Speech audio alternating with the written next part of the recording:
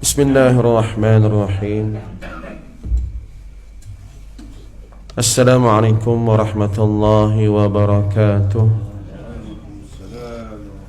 Al-Fatihah. Alhamdulillah rabbil alamin. Iyyaka na'budu wa iyyaka nasta'in. Shiratal mustaqim.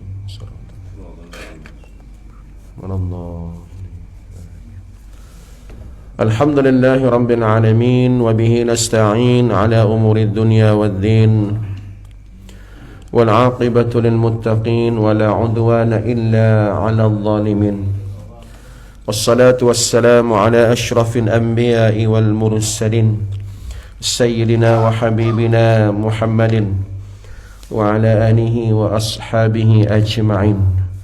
Subhanaka la ilma lana illa ma 'allamtana innaka antal alimul hakim. Rabbi shrah li sadri wa yassir li amri wahlul 'uqdatam min lisani yafqahu qawli. Rabbi zidna ilma warzuqna fahma. Rabbi yassir wa la tu'assir. Allahumma la sahla illa ma ja'altahu sahla wa anta taj'alul hazna idza syi'ta sahla. Amma ba'd. قال الله سبحانه وتعالى في كتابه الكريم بعد أعوذ بالله من الشيطان الرجيم بسم الله الرحمن الرحيم سبحان الذي أسرى بعبده ليلا من المسجد الحرام إلى المسجد الأقصى الذي باركنا حوله لنريه من آياتنا Innahu huwas sami'ul basir. Sadaqallahul azim. Yang berbahagia Tuan Pengerusi, Tuan Muhawis Pengerusi Madrasah Al-Khairiyah, Tuan Imam yang bertugas anggota jawatan kuasa Madrasah Al-Khairiyah Surau Kampung Pisang, adik-adik jemaah muslimin dan muslimat, hadirin hadirat rahimakumullah sekalian. Alhamdulillah, syukur pada Allah Ta'ala diberikan kita kesempatan, dipanjangkan umur, disehatkan tubuh badan, dan adanya kelapangan masa kita hadir ke rumah Allah ini salat subuh berjamaah. Dan insya-Allah pada pagi ini dapat kita berada dalam majlis ilmu Raudatul Jannah, taman syurga. Moga-moga mendapat rahmah dan barakah daripada Allah Subhanahu wa Ta'ala, insya-Allah. Baiklah tuan-tuan, pada pagi ini sebagaimana dijadualkan dan dicadangkan kepada kita untuk sama-sama kita memperingati satu peristiwa yang mana berkebetulan pula hari ini jatuh pada tanggal 27 Rejab. 28 kat situ, tak berapa betul itu. Hari ini kalau ikutkan 27 Rejab, 27 Rejab, yang mana ada pandangan mengatakan peristiwa Al-Isra' wal Mi'raj yang berlaku pada bulan Rejab. Dan insya-Allah pada pagi ini saya kongsikan dengan tuan-tuan beberapa perkara yang yang wajib kita ambil pengajaran daripada peristiwa mukjizat yang berlaku kepada baginda Rasulullah sallallahu alaihi wasallam, yang mana ia bukan sekadar sambutan semata-mata, bukan sekadar nak seronok-seronok, bukan sekadar nak tiru surau lain buat, masjid lain buat, kita pun nak buat, bukan sekadar itu. Tetapi yang paling penting ialah mengambil iktibar, pengajaran daripada peristiwa agung yang berlaku kepada Nabi sallallahu alaihi wasallam. Dan kita sebagai umat Muhammad sallallahu alaihi wasallam menyatakan, menzahirkan rasa cinta dan sayang kepada Rasulullah sallallahu alaihi wasallam dengan cara ambil pengajaran daripada tinggalan Rasulullah sallallahu alaihi wasallam. Baiklah tuan-tuan, puan-puan, ibu-ibu, bapa-bapa rahimakumullah sekalian, saya tuan-tuan dah sebut sikit baru ni pada ketika tazkirah Jumaat.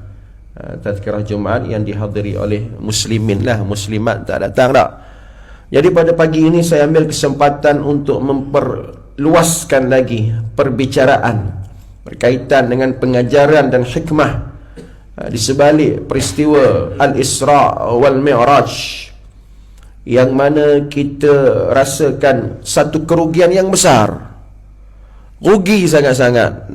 Betapa malanglah bagi umat Islam sekiranya dia tidak ambil pengajaran, tidak rasa ini satu benda besar, ini satu anugerah yang kita wajib ambil pengajaran dan kita hayati sungguh-sungguh untuk kita menempuh kehidupan ini sebelum kita menghadap Allah pada hari kematian. Tuan-tuan puan-puan rahimakumullah, apabila disebut Al-Isra' wal Mi'raj, ia melibatkan soal akidah. Al-Imam At-Tahawi rahimahullah, seorang ulama besar dalam bidang akidah, mengatakan sesiapa yang mengingkari, menafikan, tak percaya dia, mana ada Isra' Mi'raj, karut semua tu, bohong semua tu, maka dia boleh menjadi kafir, murtad, waliyadzubillah. Tegas Al-Imam At-Tahawi rahimahullah mengatakan jangan ragu-ragu untuk mengatakan kafir kepada orang yang menolak kejadian peristiwa ini, kerana ianya sabit qat'i daripada ayat Al-Quran yang saya bacakan tadi. Cuma tinggal lagi bila ia berlaku, yang tu bab yang lain. Tak apalah kalau nak berbeza pandangan pun. Nak kata bila, sebab ulama' sendiri, pengkajian ulama' ahli-ahli sejarah, ulama' sirah pun tidak sependapat. Ada yang katakan berlaku pada tahun ke-10 bi'athah, bi'athatun Nabi sallallahu alaihi wasallam. Apa makna bi'athah? Bukan 10 hijrah. 10 hijrah lain. 10 tahun kenabian, belum hijrah lagi pun, tak hijrah lagi. Macam mana nak kata 10 hijrah? Peristiwa hijrah belum berlaku. Tahun ke-10 kenabian makna kata tahun ke-10 Nabi dilantik menjadi Nabi sallallahu alaihi wasallam. Tanggalnya 27 Rajab. Ini yang masyhur hari inilah. Tarikh yang masyhurnya 27 Rajab.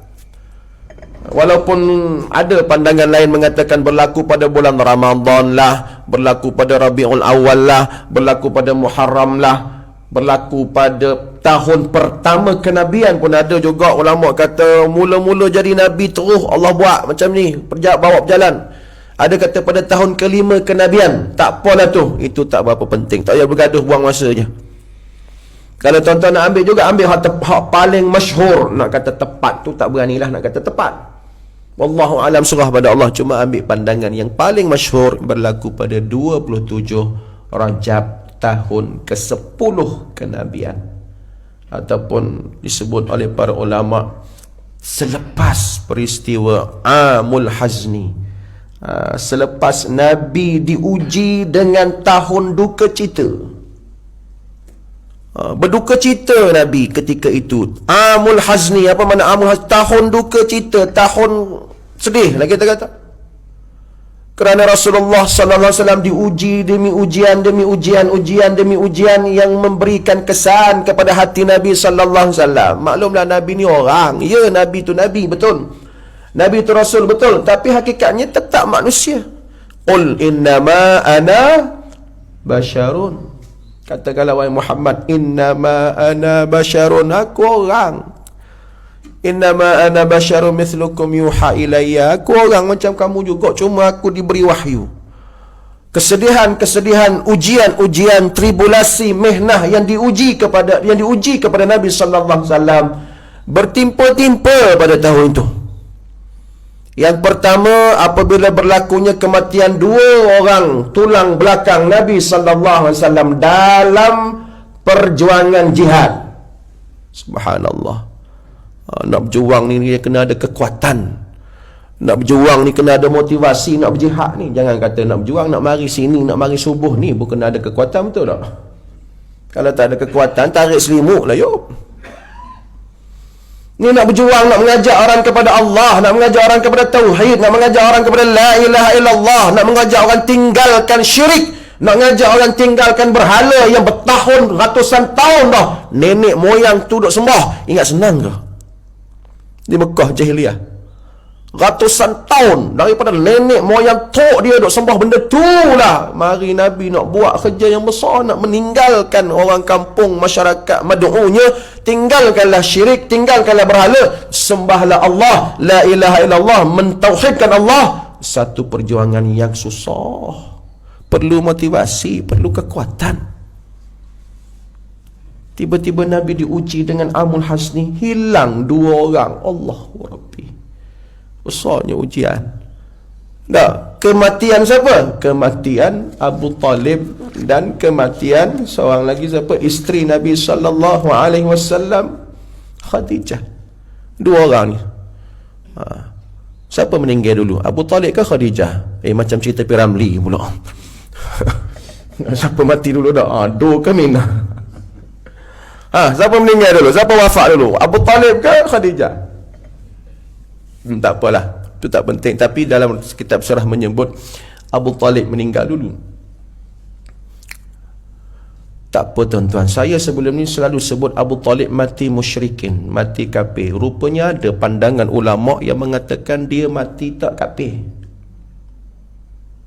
Tapi yang masyhur, yang masyhur, Abu Talib mati dalam keadaan musyrik. Sebab tu ada riwayat dia kan, ketika dia nak mati, ketika nazak, Nabi mari dekat mengucap.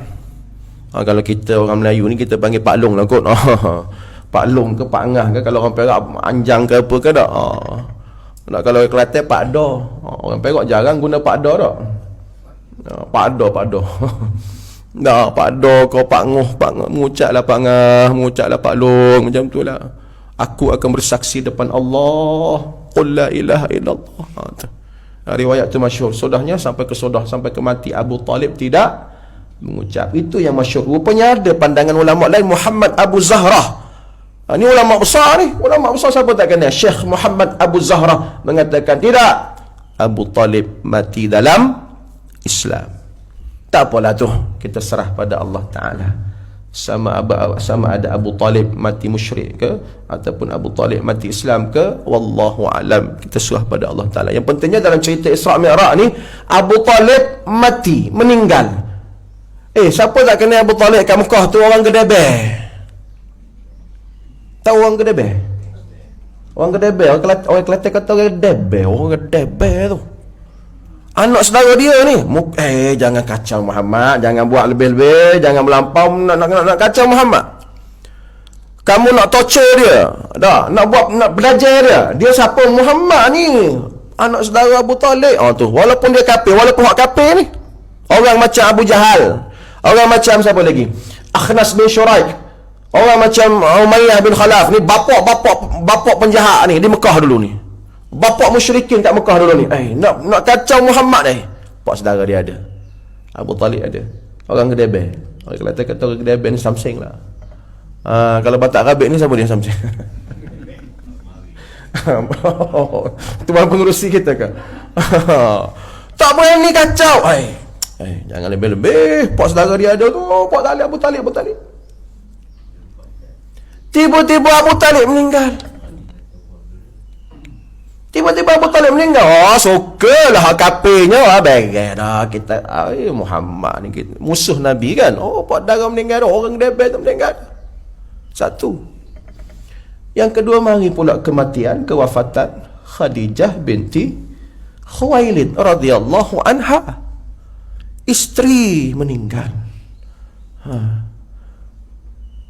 Isteri Nabi sallallahu alaihi wasallam yang menjadi tulang belakang Nabi. Nabi letih balik ke rumah, carilah pangkuan peheriba Khadijah. Orang kampung pisang ada buat macam tu. Ada tanya muslimah. Tak ada.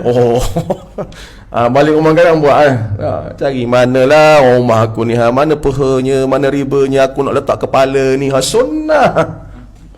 Tak pernah buat, rugilah koma.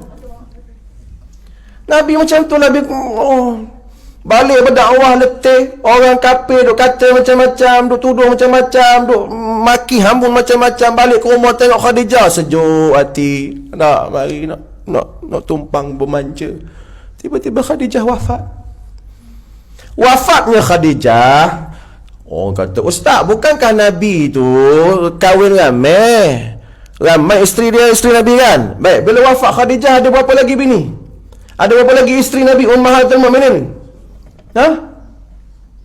Kamu tak mengaji sirah ke? Dah lepas wafatnya Nabi lepas wafatnya Khadijah, tak ada seorang pun, sebab Nabi sallallahu alaihi wasallam berpoligami lepas wafat hak nombor 1.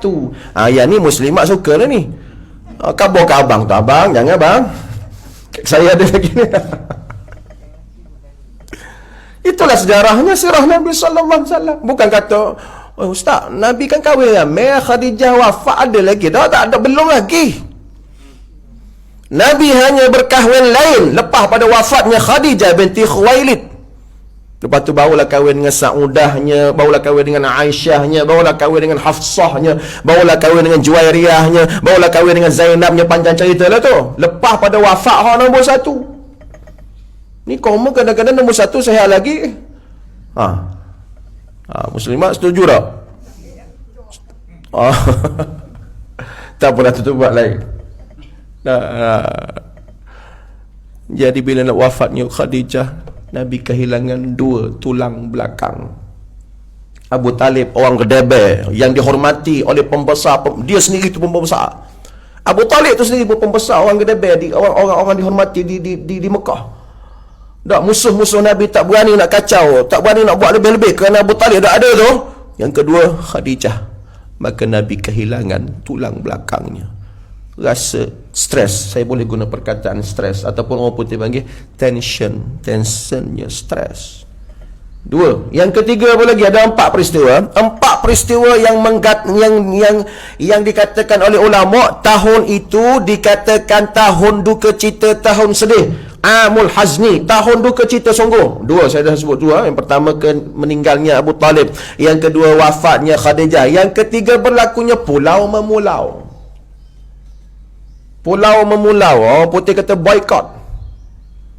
Lagilah stres, duka cita. Hak mana ikut Nabi, hak mana masuk Islam, ketika orang kafir tak peduli pun. Berlakunya Pulau Memulau. Bantuan ekonomi disekat. Nak jual beli pun tak mau. Nak beli barang, nak jual barang, nak beli barang dipulaukan. Allah memberi kesan yang amat besar. Dari segi ekonomi, dari segi kewangan, dari segi sara hidup orang-orang ikut Nabi sallallahu alaihi wasallam. Amul Hazni kan, tahun duka cita. Sampai ada riwayat menyebut dalam kitab fiqh sirah tak, sahabat-sahabat, pengikut-pengikut Nabi hak masuk Islam, hak awal-awal masuk Islam ni sehingga terpaksa makan daun, bukan daun kayu tak apa lagi, kulit batang pokok tu. Subhanallah. Itu sampai tanya tu Allah uji. Tak, kulit batang pokok tu kan ada kulit kering tu. Hak kulit tu dimakannya. Orang kampung pisang pernah makan benda tu. Nak cerita sahabat dulu, ya Allah, nak berjuang Islam, nak boleh sehinggalah Islam tu disebarkan ke seluruh dunia, ke 2/3 pelosok bumi, sampai ke bumi Nusantara, tanah Melayu, bumi Perak, sehingga kita semua ni alhamdulillah Islam. Dia tanggung tu dulu. Makan kulit pokok hak kering tu dulu kerana dipulau oleh orang-orang musyrikin Mekah. Duka cita tak? Sedih tak? Sedih. Duka cita. 3. Yang keempat, apabila berlaku, yang keempat apabila Rasulullah sallallahu alaihi wasallam baru balik daripada hijrah ke Taif. Pernah dengar nama Taif? Pernah sampai ke Taif? Baru ni pergi umrah ada singgah Taif tak? Tak pernah. Ada jemaah kita pergi umrah ke apa ke, dia buat ziarah ke Taif. Jauh, Taif ni jauh. Jarak Mekah dengan Taif ni sampai peringkat boleh jamak qasar, maknanya melebihi dua marhalah. Nabi ke Taif, hijrah ke Taif. Sebab ketika orang Mekah tak terima kan, Allah, sudahnya tak apa, kita cari mad'u yang baru, maka berhijrah ke Taif. Baik, pergi ke Taif, ingat ke orang Taif ni sambut meriah lah? Ingat ke orang Taif ni nak bentang permaidani merah lah? Ingat kan orang Taif ni nak berduyun-duyun terima Islam lah? Rupanya tidak. Dihalaunya Nabi, dicaci maki hamunnya. Nabi dalam kitab surah Nabi ketuk pintu demi pintu, pintu demi pintu berdakwah. Saya teringat kawan-kawan kita, sahabat-sahabat kita dalam tabligh kan. Saya ingat kawan-kawan kita, saya pun dulu pernah masuk kat Kuala Lumpur, dulu pernah jugalah masuk tabligh lah, tapi kejap je lah. Tak, pintu ke pintu kan, petang-petang dia panggil apa? Gash ke apa? Ada karkunnya kan. Itulah Nabi sallallahu alaihi wasallam buat di Taif. Rumah ke rumah, rumah ke rumah, menyeru kepada Islam, mengajak kepada Islam, masuk Islam, tauhidkan Allah, tinggalkanlah syirik, tinggalkanlah berhala. Apa sambutan mereka? Apa respon mereka? Oi, dihalaunya Nabi, dibalingnya dengan batu, di budak-budak pun diarah. Mana ada anak, mana ada budak-budak, disuruhnya ejek Nabi, nak caci maki Nabi. Subhanallah. Itu dakwah di Taif. Nabi balik, patah balik ke Mekah dengan hati yang sedih, duka cita. Ya Allah, itu namanya Amul Hasni. Kan ada cerita Nabi balik daripada Taif, letih berjalan, sampai jumpa satu wakah. Wakah ni orang Kelantan panggil wakah, orang sini panggil apa? Tu macam tu kat depan tu, pondok lah. Pondok orang Kelantan panggil wakah. Maka Nabi berehat, nak tenangkan hati. Di situlah Nabi berdoa, Allahumma inni ilaika ashku dha'fa quwwati. Ya Allah, aku mengadu padamu ya Allah. Inni ashku, aku mengadu dha'fa quwwati, lemahnya aku, hinanya aku di mata dema ni, duk halau aku. Ila man takiluni, pada siapa lagi mu nak suruh aku ya Allah. Tu doa Nabi tu panjang. Mengadu kepada Allah Ta'ala. Sedihnya Nabi. Kan ada cerita mari seorang orang situ, orang tempatan kat situ, ketika Nabi berhenti, ya, dalam kitab sebut bernama Adas. Dia bawa buah anggur. Kesian tengok tak kenal batang hidung, dia tak kenal Nabi ketika tu. Siapa dia ni? Lain macam je mari kampung kita ni duk berdoa atas pondok tu Maka Adas pun datang bawa buah anggur, bagi pada Nabi sallallahu alaihi wasallam. Nabi ambil anggur, Nabi baca bismillah. Terkejut Adas, tak pernah dibacanya orang, sebab Adas masa tu kan belum Islam. Tu sebab tu dalam sunnah mengajar kepada kita, nak makan baca bismillah. Nak makan baca bismillah, itu yang sahih. Koma nak makan baca apa?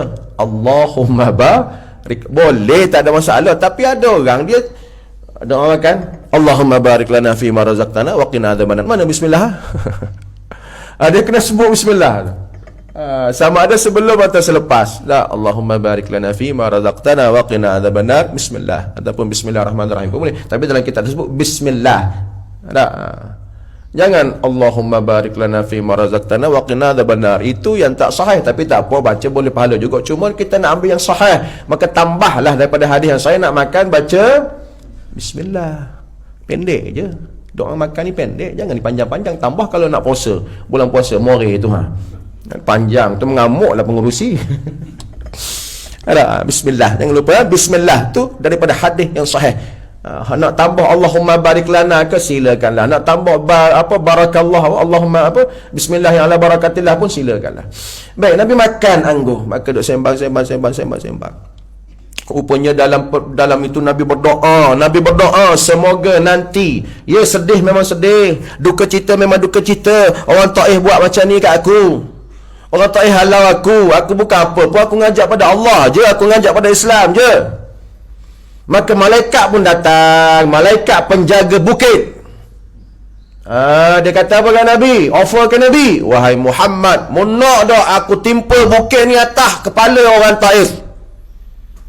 Tuan-tuan, kalau kita lah orang buat jahat kita, kalau orang buat jahat kita, tiba-tiba ada orang offer nak balas kejahatan, kita terima tak? Kita kata beres menatang tu lama dah aku marah dah.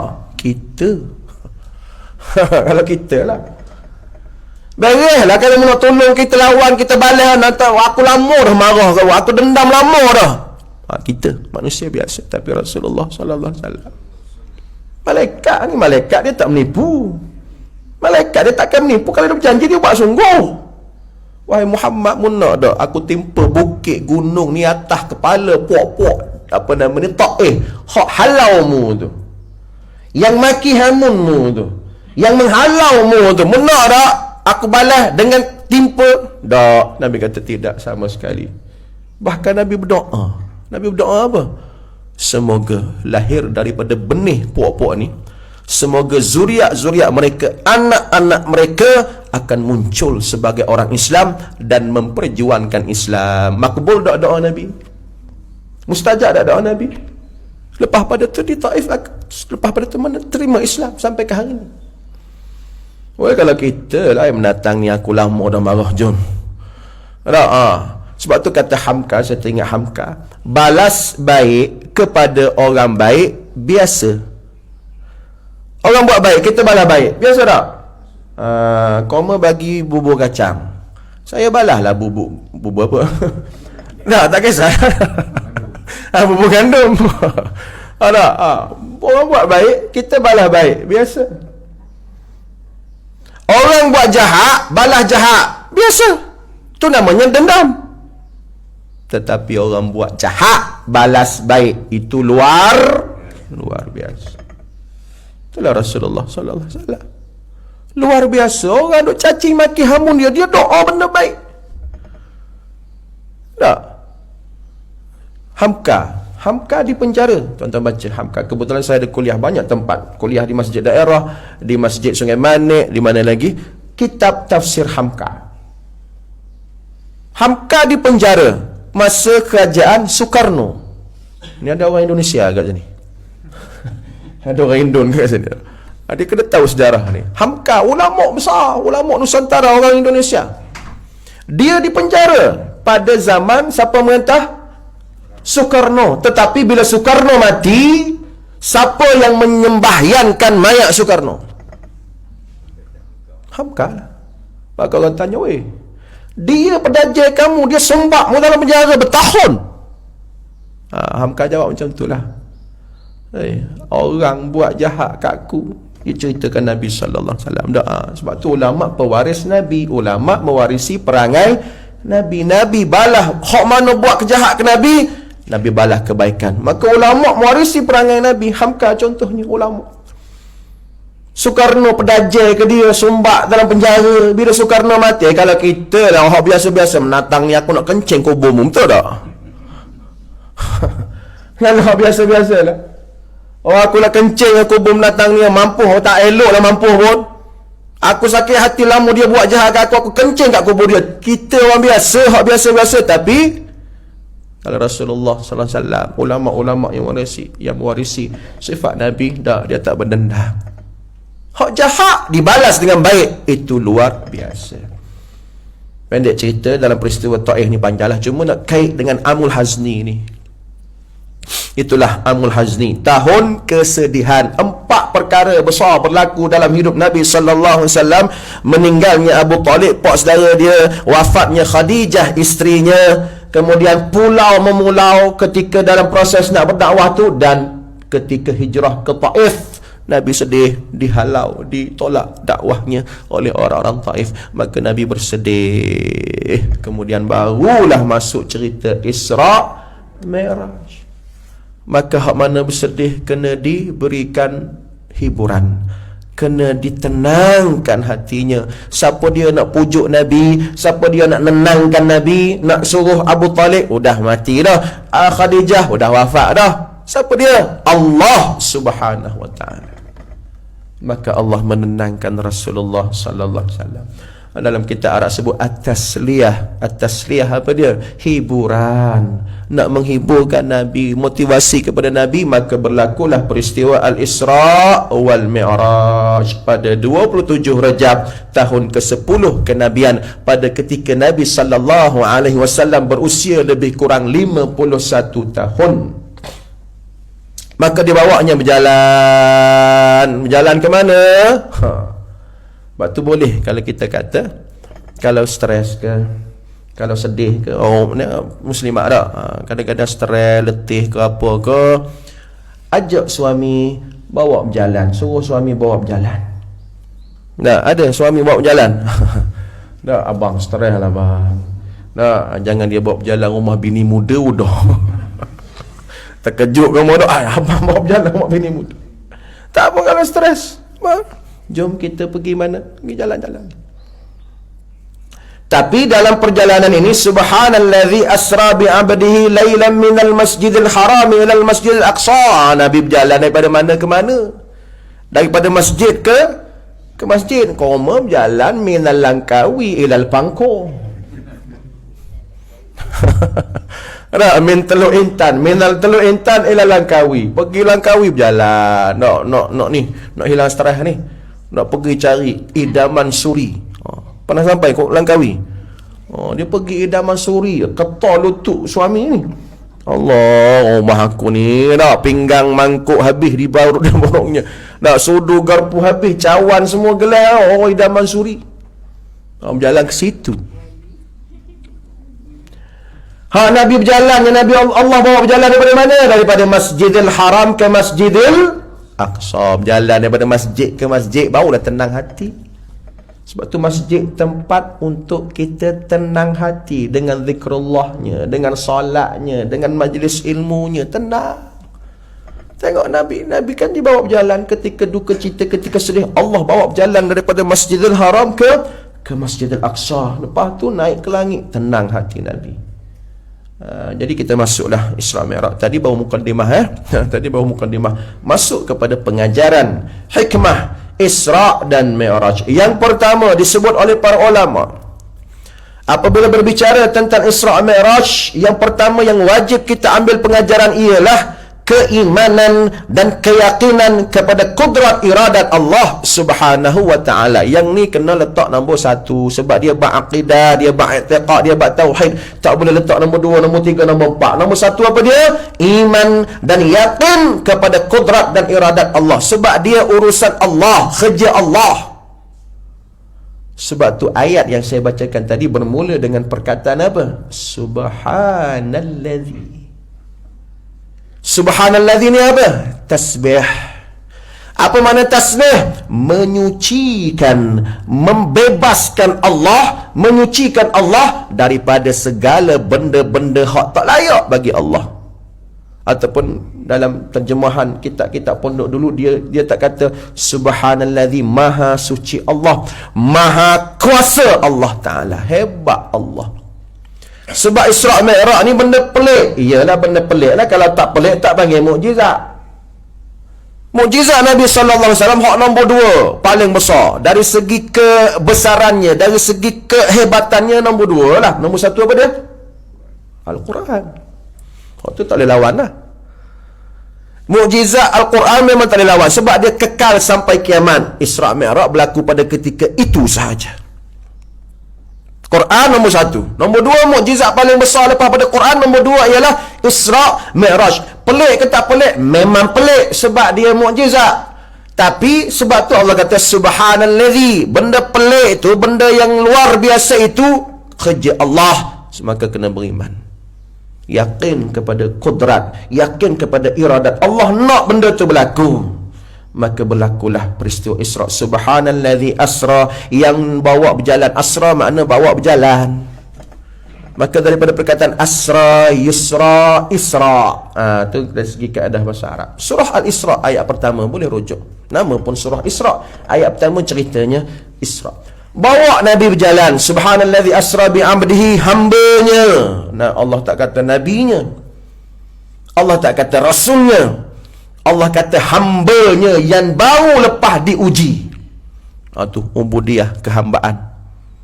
Tak, baru lepas diuji dengan 4 benda tadi. Tapi Nabi tetap mengadu pada Allah, berdoa pada Allah. Maka Nabi Allah bawa Nabi berjalan. Asra makna berjalan malam. Sebab tu disebut lailan. Subhanallazi asra bi 'abdihi lailan. Lailan apa makna lailan? Malam. Perjalanan malam bermula selepas Isyak dan berakhir Isra pun lepas Isyak. Selepas solat Isyak, Nabi duduk di Masjidil Haram, kan malaikat ambil Nabi, bawa berjalan dalam waktu malam. Sebab tu dari segi bahasa Isra ni berjalan malam. Kita kalau rumah tanya, abang malam-malam ni nak ke mana? Nak pergi Isra. Boleh tak? Boleh dari segi bahasa, boleh lah. Ada abang pukul 10 lagi. Dah pukul 10, pukul 11 ni duduk kat rumah lah nak keluar kejap. Nak ke mana? Nak pergi Isra'. Isra' tu berjalan malam, keluar malam. Padahal lepak kedai mamak je dah. Tak apalah. Ada segi bahasa dia. Maka Isra' ni perjalanan waktu malam. Lailan mana sebahagian daripada malam. Sebahagian, bukan 10 malam. Maknanya lepas pada Isya', Isra' ke Baitul Muqaddis, Masjidil Aqsa, naik ke langit, patah balik sebelum masuknya waktu subuh. Dia tak langkau lepas subuh. Kalau langkau lepas subuh, dah tak malam dah. Malam yang sama. Lailan. Itu. Jadi, macam mana boleh berlaku benda ni? Allah. Daripada Masjidil Haram ke Masjidil Aqsa, ratusan kilometer jauhnya. Satu malam je. Naik pula ke langit. Langit pertama, langit kedua, langit ketiga, sampai langit ketujuh. Tak berhenti kat situ. Sidratul Muntaha. Tak, jumpa dengan Allah Ta'ala tu. Satu malam je. Ya, satu malam je. Pelik. Pelik. Sebab tu, hak mana hak kafir bertambah kafir. Tak, hak mana munafik bertambah munafik. Gila Muhammad. Tengok. Tak, gila Muhammad ni. Cerita dongeng duk merapu malam tadi pergi Masjidil Aqsa. Kita kat Mekah ni ingat senang ke nak sampai ke sana dalam satu malam, kata dia. Zaman tu tak ada kereta api, tak ada kapal terbang, tak ada apa dah. Hak kafir bertambah kafir. Abu Jahal kata, ini modal kita lah ni nak hantar Muhammad. Tak. Musuh politik Nabi sallallahu alaihi wasallam. Apa lagi? Hak munafik bertambah munafik. Sebab benda ni pelik, tak dibuatnya orang. Tak? Rupanya, apa nak pelik? Subhanallazi maha suci Allah Ta'ala yang bawa Nabi berjalan. Nabi dibawa berjalan. Menempuh perjalanan daripada Masjidil Haram ke Masjidil Aqsa, naik ke langit sehinggalah ke langit ke-7 dan kemuncaknya ke Sidratul Muntaha bertemu dengan Allah Subhanahu wa Ta'ala. Jadi benda-benda pelik macam ni tidak ada masalah kepada orang beriman untuk menerimanya. Perjalanan yang ditemani oleh malaikat Jibril alaihissalam menaiki apa? Menaiki Buraq. Eja betul-betul Ada macam-macam saya tengok orang duk ngejanya. Ada Buraq lah. Buraq makna lain pula. Bukan ain, bukan kaf. Kalau kaf dia jadi berkat. Kalau baraka yubariku barakallah tu berkat, bukan huruf kaf, huruf qaf. Bara alif qaf qaf. Kan ada dalam Quran wara'dun wa barqa. Surah apa tu? Surah Al-Baqarah. Wara'dun wa barqun. Wa barqun kalau nak waqaf situ wara'dun wa barqa. Apa makna wa barqa? Kilat.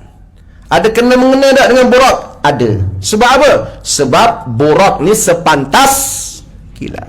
Laju. Dia punya sisi kalah lah. Tak, sedih tuan-tuan tu. Tak, BMW pun tak boleh lawan. Tak, dia punya sisinya pantas sepantas kilat. Buraq. Nak kata kuda, tak kuda. Nak kata keldai, tak keldai. Macam mana rupanya? Wallahu a'lam. Tunggu dalam syurga. Sebab ini tunggangan daripada syurga. Kenderaan daripada syurga. Ahli syurga boleh tengok esok. Macam mana rupanya. Jangan duk bayang lebih-lebih. Sampai ada dalam majalah, dalam internet tak? Lukis. Lukis pula. Tak boleh benda-benda macam tu. Tidak boleh digambarkan dengan akal. Cukup untuk kita beriman. Sebagaimana tak boleh lukis rupa Nabi kan. Tak boleh lukis rupa Nabi. Tak boleh lukis rupa malaikat. Baru ni ada orang duk sebar dalam Facebook video kisah Nabi Yusuf. Dan ada orang berlakon sebagai Nabi Yusuf mengarut lah. Mana boleh berlakon jadi Nabi? Dia cari pelakon yang segak setara mana pun dia tak akan sama dengan segaknya Nabi Yusuf. Ada orang Mesir buat cerita dah. Orang Mesir ke mana? Dia gambarkan itu Nabi Yusuf. Tak boleh berlakon Nabi. Tidak, Nabi ke benda-benda gaib ni, malaikat tidak boleh dilakonkan, tidak boleh digambarkan, tidak boleh dilukis. Sebab tu borak ni kita kata habis-habis kita kata nak kata keldai, tak keldai, nak kata kuda, tak kuda, gambaran dia macam tu lah. Macam mana hak sebenarnya? Tunggu dalam syurga. Borak tunggangan daripada syurga. Nabi dipinjamkan, Nabi diambil oleh Jibril menaiki borak daripada Masjidil Haram ke Masjidil Aqsa. Laju ke tak laju? Memang lajulah, nama pemborak. Borak daripada perkataan barqun, makna kilat. Nah, ni ada orang tanya, ustaz, lepas pada Nabi sallallahu alaihi wasallam melalui peristiwa Isra' Mi'raj 2-3 tahun lepas tu, Nabi peristiwa apa pula? 2-3 tahun lepas pada Isra' Mi'raj, Nabi apa? Nabi berhijrah. Baik, orang tanya, ustaz, Nabi hijrah naik apa? Nabi hijrah naik apa? Naik unta. Naik unta, sambil-sambil tu berjalan kaki kan. Mana borak mana? Pasal apa tak naik borak? Boleh tak Nabi berdoa, ya Allah, ya Tuhanku, ketika aku Isra, aku naik borak, maka ketika hijrah aku nak naik borak juga. Boleh ke tak boleh berdoa macam tu? Boleh lah. Tapi pasal apa? Nabi berdoa ke tak berdoa? Ada. Saya cikgu sekolah rendah, macam-macam budak sekolah rendah tanya. Ada, tengok dia punya otak laju juga budak sekolah rendah ni. Ustaz, Nabi hijrah naik apa? Naik apa? Naik unta, jalan kaki. Dengan siapa? Dengan Abu Bakar. Susahnya, susah hijrah dah. Kena menyorok, kena sembunyi dalam gua. Orang kafir duk kejar. Nah, Abu Jahal duk kejar, Abu Lahab duk kejar, Akhnas bin Syurai duk kejar, dah Umayyah bin Khalaf duk kejar. Mana Muhammad ni? Jangan sampai ke Madinah. Jangan sampai ke Madinah. Pasal apa susah sangat nak hijrah? Borak kan ada, kenapa Allah tak bagi? Kenapa Allah tak bagi borak? Jawab dia, supaya kita mengenal susahnya perjuangan hijrah. Sebab borak ni kelebihan kepada Rasulullah sallallahu alaihi wasallam seorang je. Borak ni pun satu bentuk mukjizat juga. Dan sahabat-sahabat boleh naik borak tak? Sahabat bukan Nabi. Sahabat bukan Nabi, sahabat orang biasa. Maka bila macam tu, sahabat-sahabat orang-orang biasa yang bukan Nabi ni, dia tak ada mukjizat, dia tak boleh naik borak. Maka dia kena berjalan, dia kena naik unta, dia kena naik kuda nak sampai ke Madinah dalam peristiwa hijrah. Nabi naik borak, elok ke? Tak? Macam sekarang ni lah pemimpin kita. Pemimpin senang tak? Masa ayam mahir, pemimpin kata apa? Makan telur, banyak cantik. Ayam mahir kan, pemimpin kata apa? Telur kan ada, ikan kering kan ada, roti kan ada. Banyak cantik yang dia duk ke darah ayam. Pemimpin hari ni, Nabi pemimpin zaman tu tak lah rupa itu. Tak tergamuk Nabi nak minta borak. Yang Nabi boleh naik seorang-seorang, yang sahabatnya berjalan kaki, yang sahabatnya naik unta, yang sahabatnya naik kuda. Elok tu macam tak. Subhanallah, maha suci Allah. Takkannya. Sebab tu kalau orang tanya, ustaz, ni susahnya hijrah, kena menyorok dalam gua, nak sampai ke Madinah berjalan jauh. Mana borak? Kan Isra' Mi'raj borak. Itulah jawapannya. Isra' Mi'raj tak apalah Nabi je, sahabat tak terlibat. Isra' Mi'raj Nabi je dengan Jibril, sahabat tak terlibat pun. Tapi hijrah melibatkan sahabat, tak boleh macam tu. Sebab tu kita kalau ketua, kalau seorang ayah nak makan ayam, anak bagi ikan masin, mana mahu ya? Ayah, ayah, abah makan apa abah? KFC, KFC. Yang anak biskut Mary. Bertuah punya bapak. Sama juga kalau jamuan kat surau ni, pengerusi nasi biryani macam tu. Ini gurau macam pengerusi ya.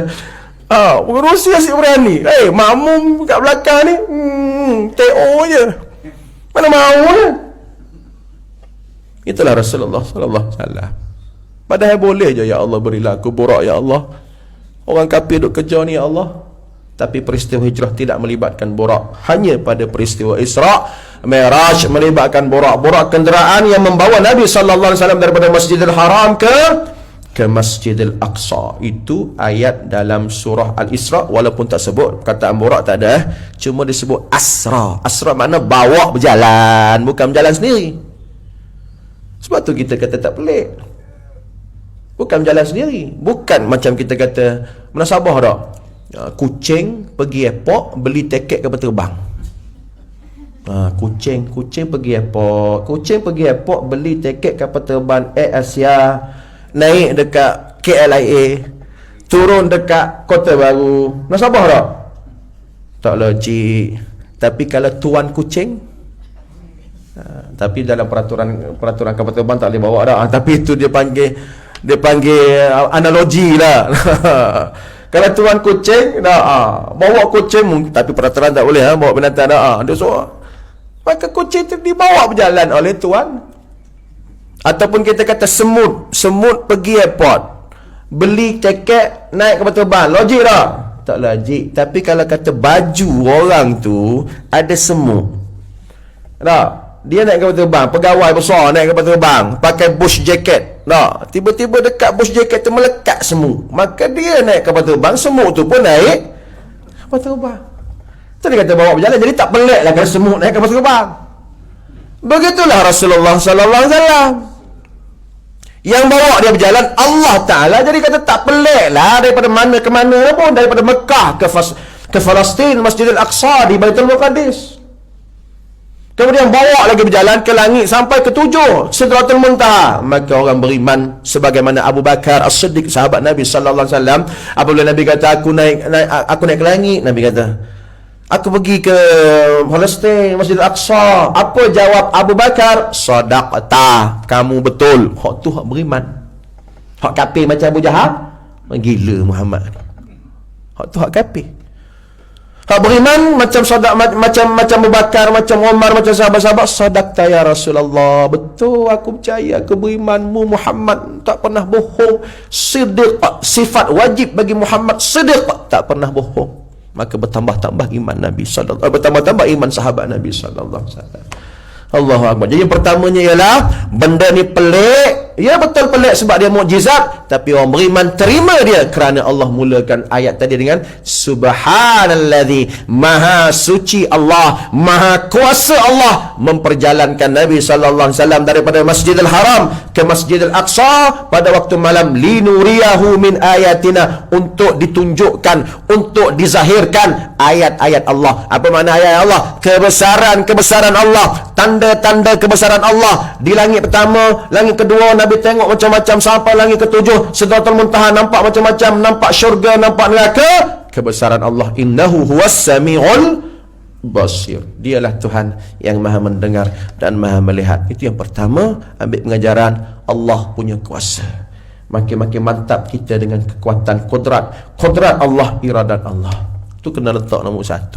Yang kedua, daripada peristiwa Al-Isra' wal Mi'raj, kata ulama, kita ambil pengajaran dari segi penyucian hati. Hati kena bersih. Orang Arab kata apa? Dalam kitab tasawuf kata apa? Tazkiyatun nafs.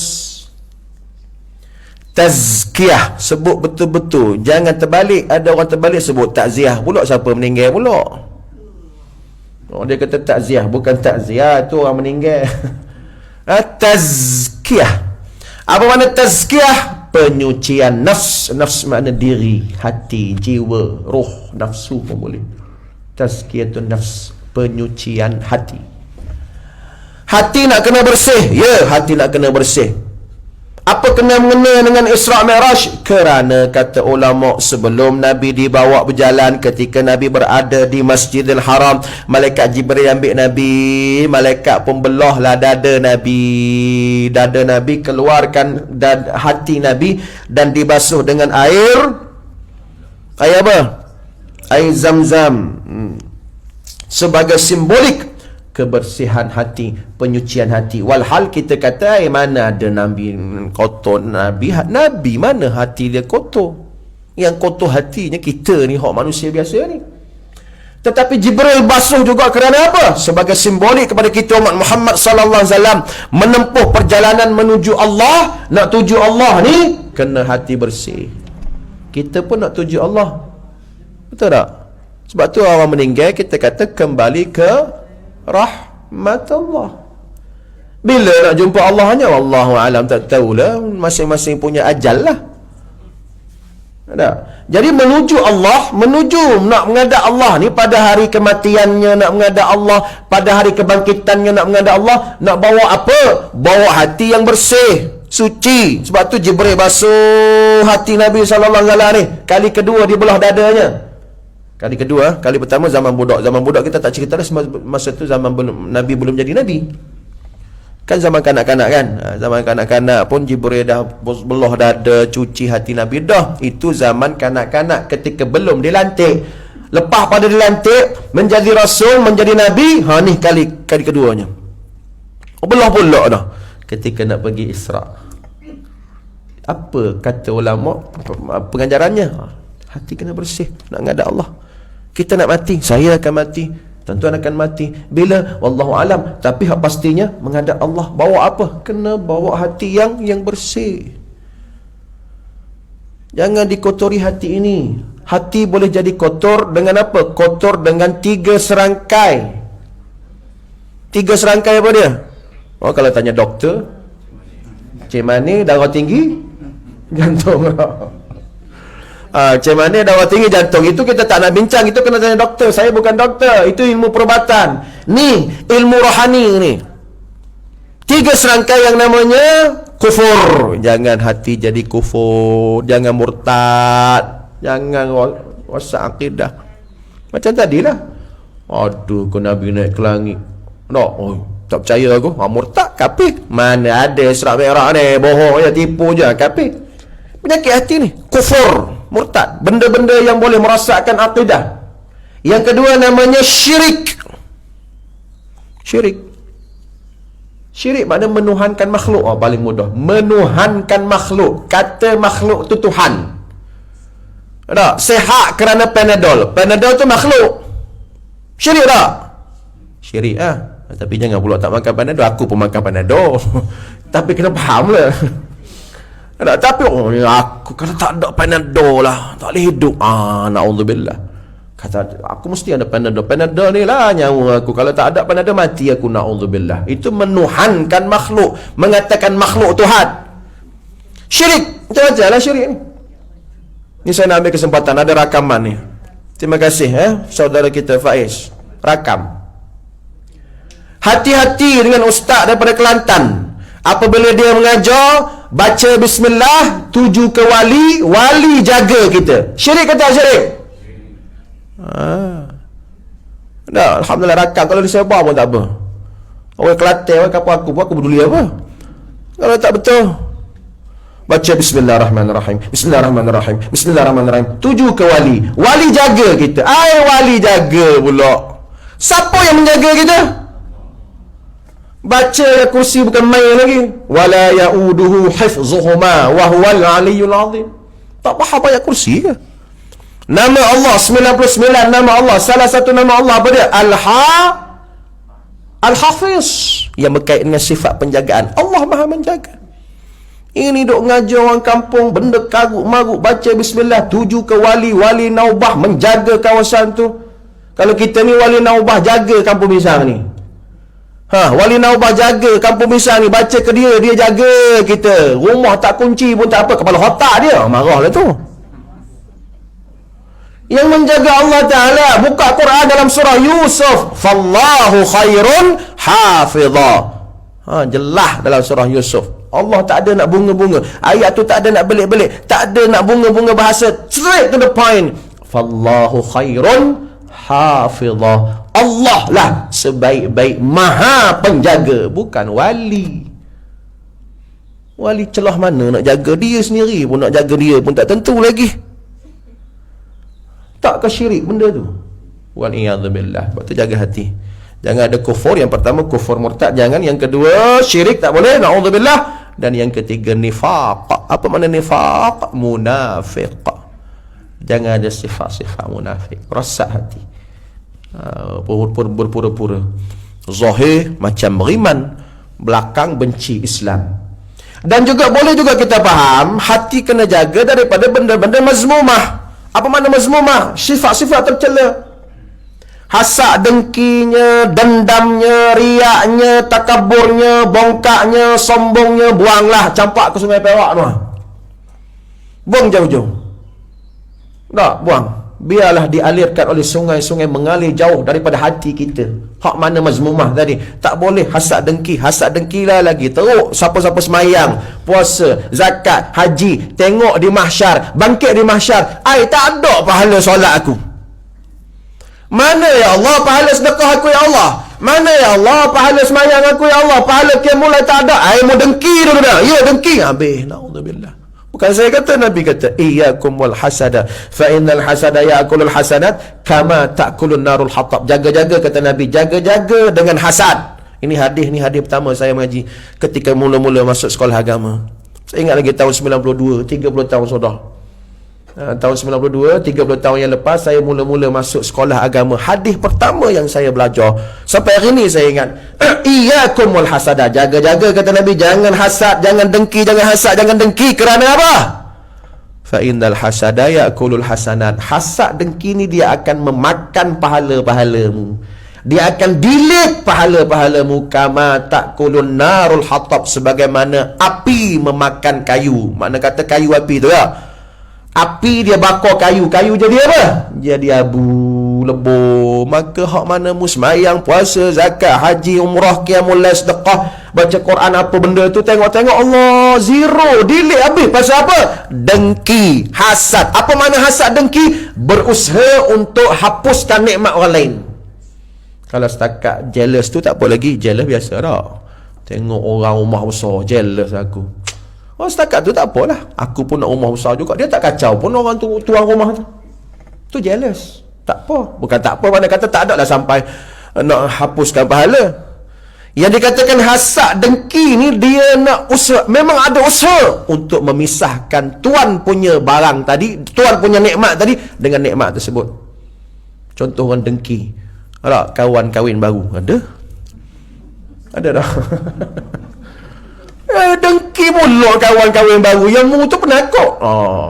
Bukan orang sini lah, orang Zimbabwe tu. Kawan kita kahwin baru, kita kata apa? Tahniah lah. Betul tak? Muslimat marah.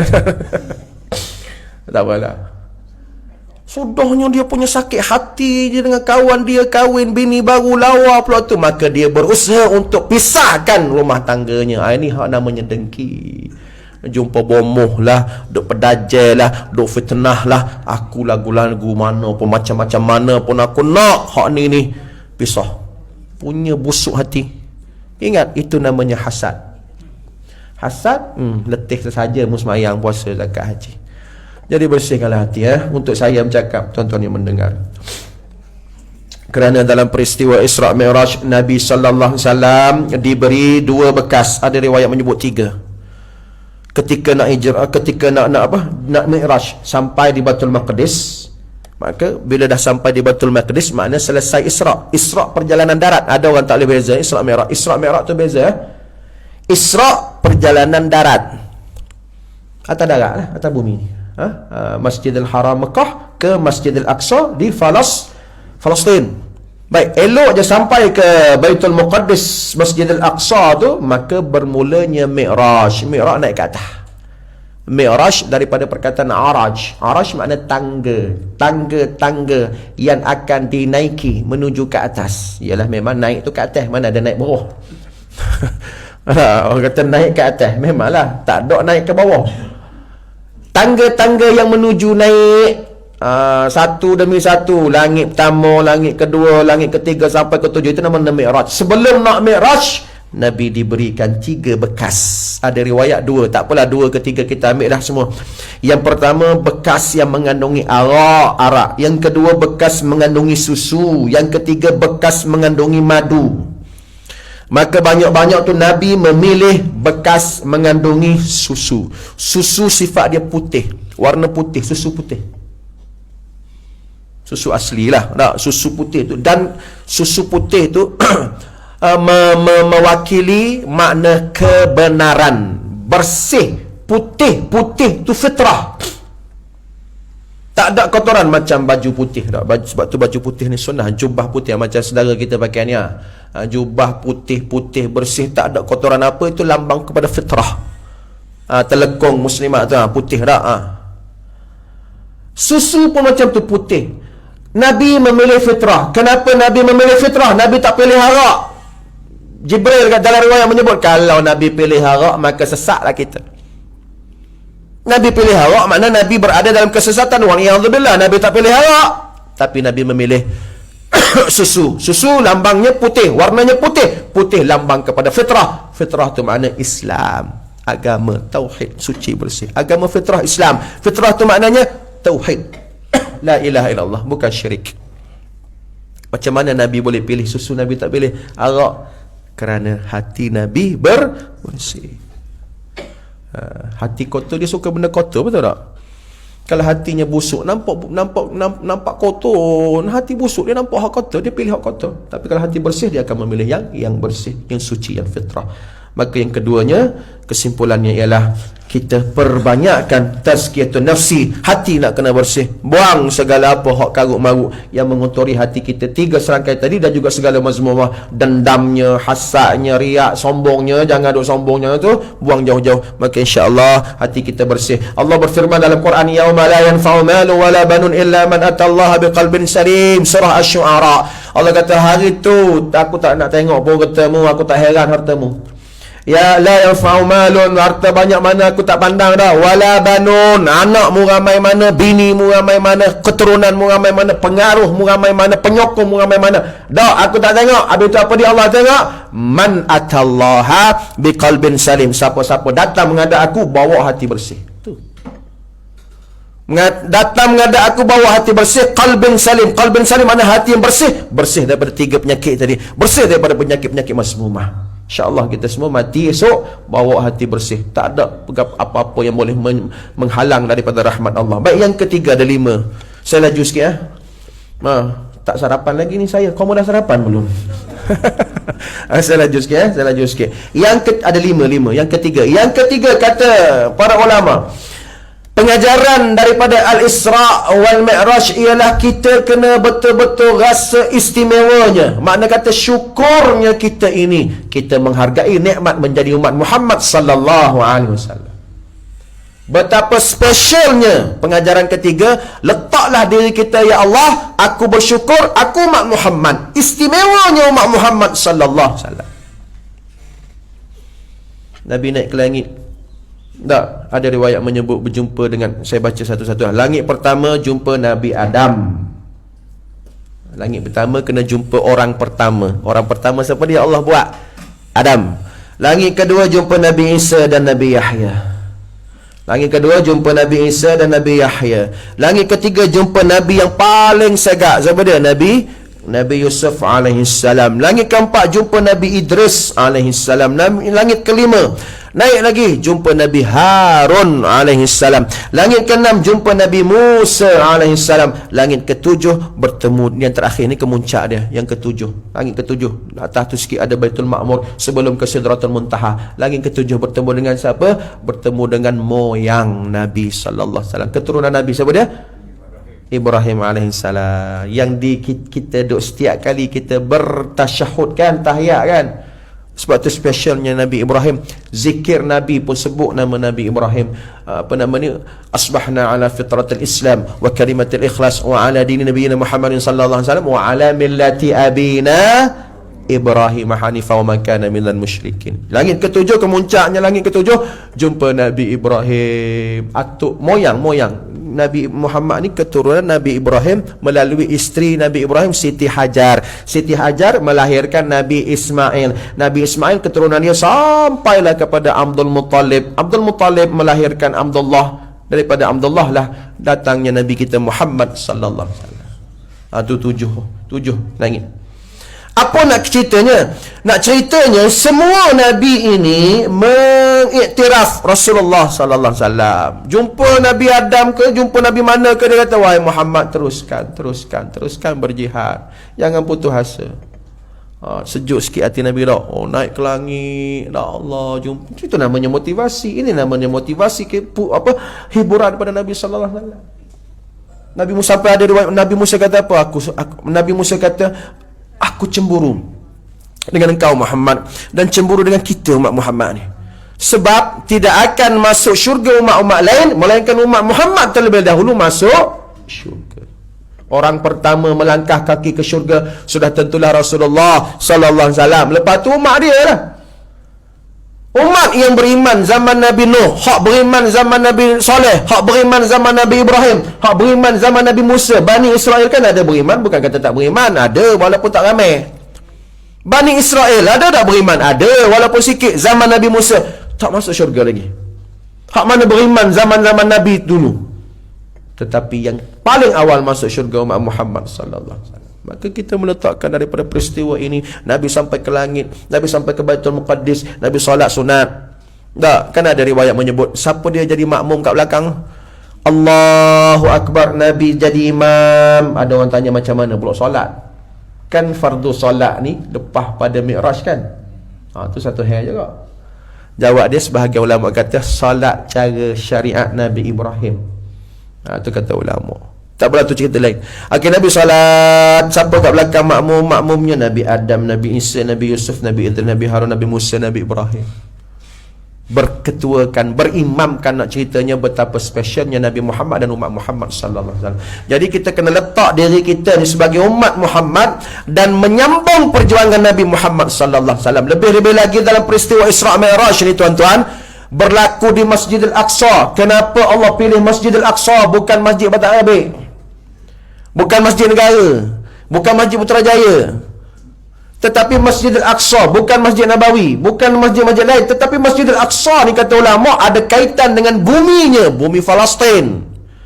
Bumi apa lagi? Bumi Baitul Muqaddis, yang mana bumi itu sekarang kita tengok sebagai bumi perjuangan. Betul tak? Bumi jihad, bumi rebutan dengan Israel laknatullah. Dah berebut dengan Israel tak habis-habis lagi ni. Bahkan Israel kata dia pula klaim itulah ibu negara dia. Maknanya baca peristiwa Isra Mi'raj, maka sudah tentu kita akan bertemu dengan cerita Baitul Muqaddis, cerita bumi Palestin. Apa kita buat untuk Palestin hari ini? Maknanya jihad. Jihad macam mana?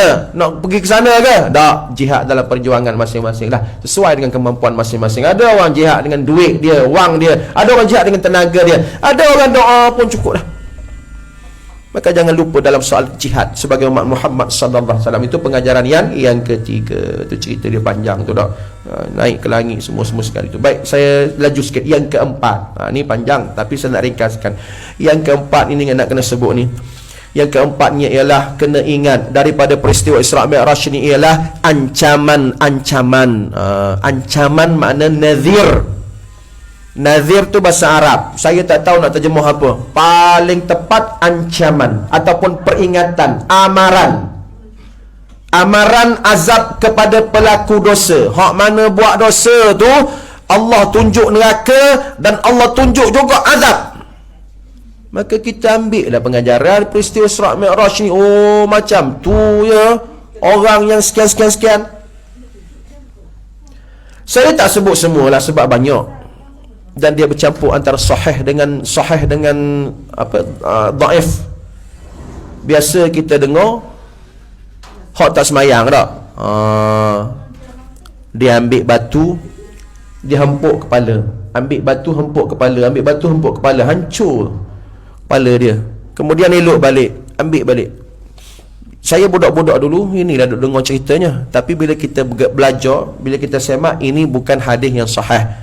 Tapi tak salah kalau kita nak bagi ingat kepada orang-orang yang tak semayang ni. Tapi bukan dalam peristiwa Isra Mi'raj, tapi itu dalam mimpi Nabi sallallahu alaihi wasallam. Jangan berkait dengan Isra Mi'raj lah. Sebab dalam peristiwa Isra Mi'raj itu tidak sahih. Benda tak sahih saya tak berani nak sampaikan. Cumanya ada sahih dalam mimpi Nabi. Mimpi Nabi mimpi apa? Mimpi tengok orang dalam neraka, ahli neraka. Tak ada khojanya. Khojanya apa? Ambil batu, hempak kepala, hancur kepala. Allah pun elokkan semula kepalanya. Ambil batu, hempak kepala, hancur. Elok balik, ambil batu, hempak kepala, hancur. Allah, apa hoja ni? Itulah orang yang tidak solat kerana kepalanya sombong untuk sujud. Berat kepala nak sujud, maka itulah azabnya. Tapi bukan dalam peristiwa Isra Mi'raj. Saya nak sebut beberapa yang sahih. Yang pertama ialah, ini yang sahih. Dalam neraka, ada ahli neraka, kuku dia panjang dan kukunya daripada tembaga. Boleh bayang tak? Bayanglah, boleh ke tak boleh ke bayang. Kuku daripada tembaga, panjangnya panjang. Apa dibuatnya? Dicakornya dada, dicakornya muka. Allahu Akbar. Itulah kerja pagi, petang, siang, malam. Dok, kuku panjang daripada tembaga pula tu. Cakor. Cakar dah. Orang Perak panggil cakor dah. Muka berdarah, muka. Dada berdarah, dada. Nabi tanya, siapa dia ni ha? Makan pula bangkai. Makan bangkai. Ahli neraka makan bangkai. Mana ada nasi biryani bang? Maka tanya Jibril kata, itulah ahli neraka yang terlibat dengan dosa al-ghibah. Al-ghibah makna mengumpat. Kau pernah terlibat tak? Jangan tipu lah, tak mengumpat. Aku sendiri pun pernah mengumpat. Cuma bertaubat lah. Mengumpat ni ngata orang benda hak dia tak suka. Zikru akhaka fima yakrah. Tu dalam kitab Arabnya. Ngata dia benda dia tak suka. Kalau dia suka tak apa. Tak? Dia kata, Ustaz mak tu hitam lah. Aku tak marah. Tak apa. Tapi kalau dia marah, dia sakit hati, mengumpat lah. Kalau dia marah, dia sakit hati, dia tak rada, itu namanya mengumpat. Jadi itulah dosanya. Dan itulah azabnya, waliyadzubillah. Sanggupkah kita makan bangkai? Na'udzubillah lah. Dalam neraka makan bangkai, tangan kukunya panjang, tembaga duk cakor-cakor muka, cakor-cakor badan, cakor. Itulah kerjanya. Pasal apa mengumpat? Ribah. Dosa besar. Dosa besar ialah dosa yang dijanji azab. Dosa kecil, dosa hak tak ada azab. Bukan tak ada azab, tidak dijanji, tak disebut pun azab pun. Tapi kalau dosa tu sampai disebutnya azab, confirm itu dosa besar. Maka untuk saya bercakap, hati-hati. Jangan duk mengumpat. Mengumpat bertaubat, minta maaf ke apa ke, pandai-pandai lah. Minta ampun dengan Allah. Yang kedua, ada riwayat menyebut ni untuk muslimat lah. Nabi berjalan sampailah Nabi berdiri di atas, berdiri di depan pintu neraka. Qumtu ala babin nar. Bawa berjalan, Jibril bawa berjalan ni. Diperlihatkan dalam peristiwa Isra Mi'raj, sehingga Nabi berdiri ala babin nar, depan pintu neraka. Depan pintu neraka, fa idza ammatu man dakhalaha an-nisa. Dalam riwayat itu menyebut, rupanya dalam neraka ramai orang perempuan, an-nisa. Minta maaflah muslimat ya, bukan saya kata, ini hadis Nabi sallallahu alaihi wasallam. Ya, walaupun kita lelaki, kita kena ingat isteri kita perempuan, mak kita perempuan, adik-beradik ada kita perempuan. Ni baca ni. Ni ayat ni. Ni bukan saja-saja tampal ni. Bukan saja-saja gantung tu. Ya ayyuhallazina amanu qu anfusakum wa ahlikum nara. Wahai orang beriman, mu kena jaga dirimu dan jaga isterimu. Waliyadzubillah, jangan sampai isteri kita bakal ahli neraka. Qu anfusakum, jagalah dirimu dan diri anak-anak isterimu, jaga isterimu, jaga anak-anakmu. Umum, terutamanya dalam konteks tajuk ni, jaga anak perempuan. Tengok pakaian dia macam mana. Dia keluar rumah, tutup dah aurat. Sebab Nabi kata, ramai ahli neraka tu perempuan. Antara dosanya ialah ni, Nabi kata dosanya ialah isteri derhaka. Isteri derhaka masuk neraka.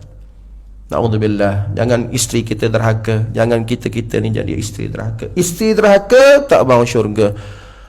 Ni ramai. Antaranya ialah mengumpat ke suami. Mengumpat ke suami dua dosa. Dosa mengumpat satu. Dosa kedua, dosa tak hormat suami. Mengata buruk kat suami. Orang perempuan kata dia banyak mengumpat, betul ke? Saya tak kata, saya tanya. Laki pun ramai mengumpat. Baik, saya nak habiskan. Jadi orang perempuan ni ialah, dalam riwayat menyebut, kenapa ramai perempuan ni masuk neraka? Antaranya ialah derhaka kepada suami, mengumpat suami, dah apa lagi, mengata-ngata buruk kat suami, tak taat pada suami. Satu. Yang kedua, tabarrush. Apa makna tabarrush? Dosa berkaitan dengan ni, berhiasan ni, tak tutup aurat, dedah aurat. Orang lelaki tengok, dedah aurat, semua boleh tengok. Make up semua boleh tengok. Menggoda macam-macam. Dan bila saya tengok zaman ni Ni zaman mendatang ni ada Facebooknya, ada Instagramnya, ada TikToknya. Maka kata betul sungguh lah, waliyadzubillah, macam-macam ditayangnya hak perempuan tu. Dalam TikTok tu berjoget-joget. Yang aku herannya dok kongsi dalam grup masjid. Ada, jangan tak ada. Masjid mana tak nak sebut lah. TikTok tu ada dedah aurat. Baru ni ada hak nak bagi susu ke anak pun dia berkongsi kan. Ustaz Muhammad pun tengok juga ada orang kongsi. Kenapa sampai murah sampai tu?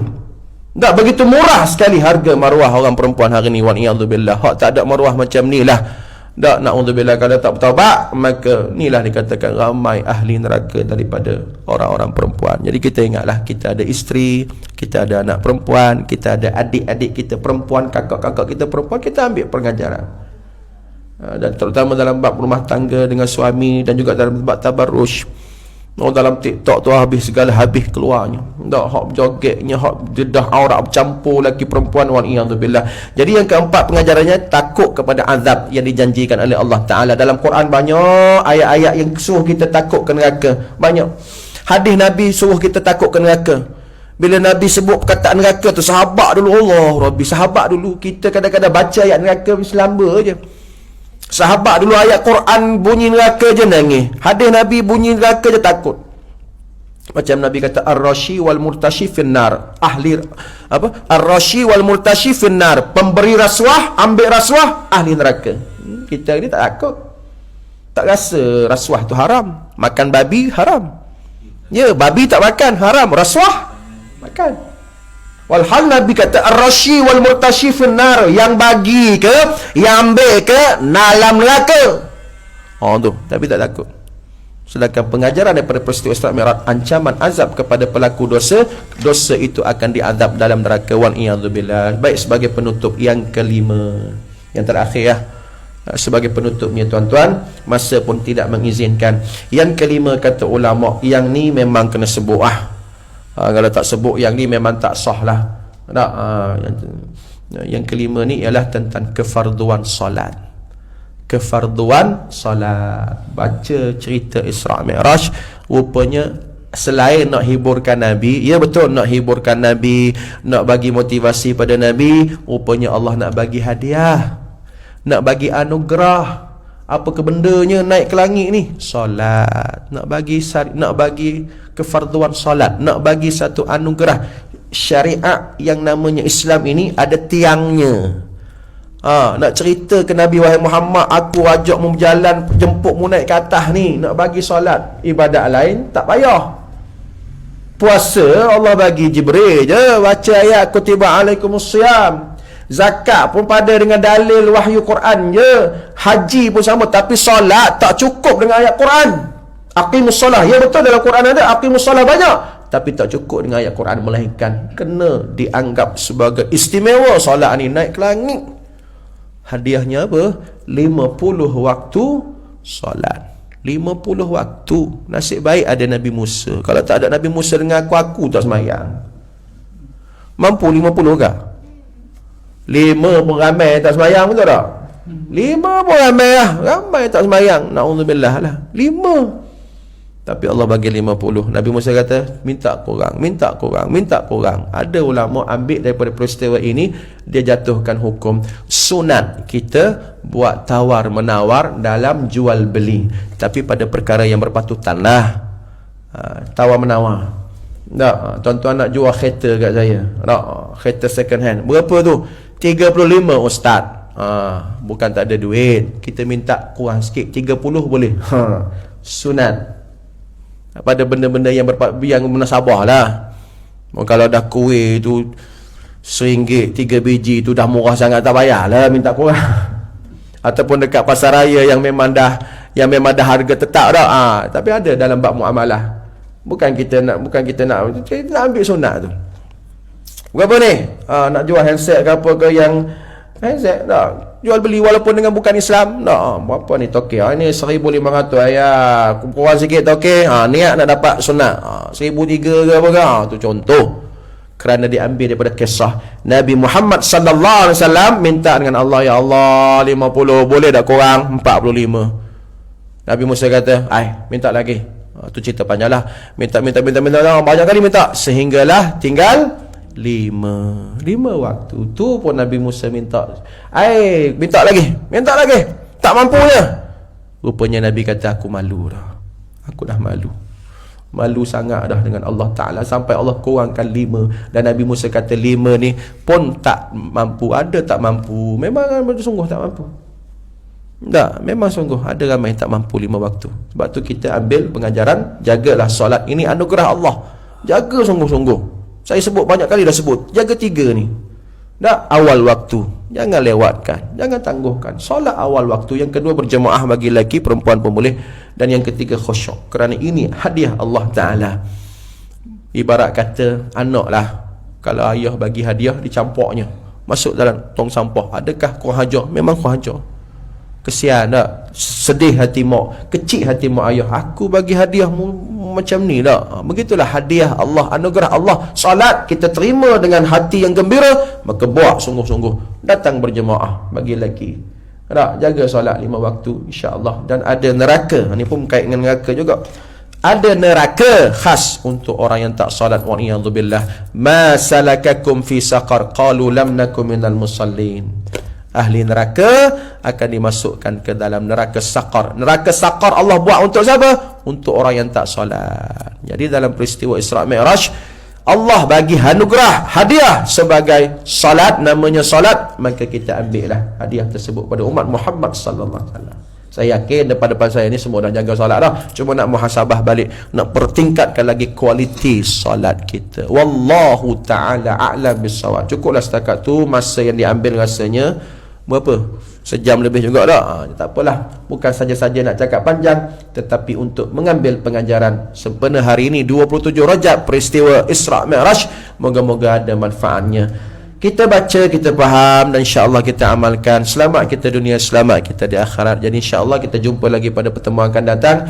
Yang baik datang daripada Allah, yang lemah, yang kurang, yang cacat celah tu saya sendiri. Aqulu qawli hadza astaghfirullahal azim li wa lakum wa billahi taufiq hidayah. Assalamualaikum warahmatullahi wabarakatuh. A'udzu billahi minasyaitonir rajim. Bismillahirrahmanirrahim. Alhamdulillah. Wassalatu wassalamu ala Rasulillah wa ala alihi wa ashabihi man wala. Allahumma ij'al jam'ana hadha jam'an marhuma wa tafarraqana min ba'dihi tafarraqan ma'suma. Allahumma ij'alna minal ladzina yastami'una al-qawla fayattabi'una ahsanah. Rabbana atina fid dunya hasanah fil akhirati hasanah qina adzaban nar. Sallallahu ala Muhammad wa ala ali Muhammad walhamdulillahi rabbil alamin. Kita tutup majlis tasbih kafaran surat al-asr. Subhanallah.